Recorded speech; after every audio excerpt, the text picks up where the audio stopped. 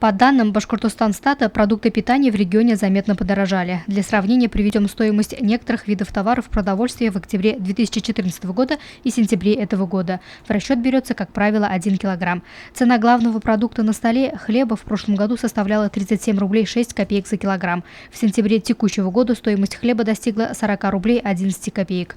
Муку пшеничную можно было приобрести за 25 рублей 58 копеек. В сентябре в регионе его цена варьировалась в пределах 31 рубля. Незаметно подорожало яйцо куриное – 45 рублей 82 копейки за десяток против 43 рублей. Цена масла подсолнечного подскочила аж на 29 рублей. Сливочное масло стоило 312 рублей 12 копеек за килограмм. Сейчас 329 рублей 23 копейки.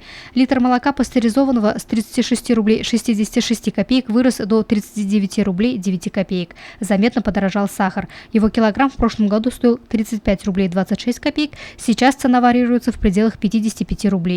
Килограмм черного байхового чая повысился в цене почти в 2 раза – 627 рублей 68 копеек против 441 рубля. Стоимость капусты выросла в среднем на 5-6 рублей. Картофель подорожал по сравнению с сентябрем прошлого года на 1 рубль.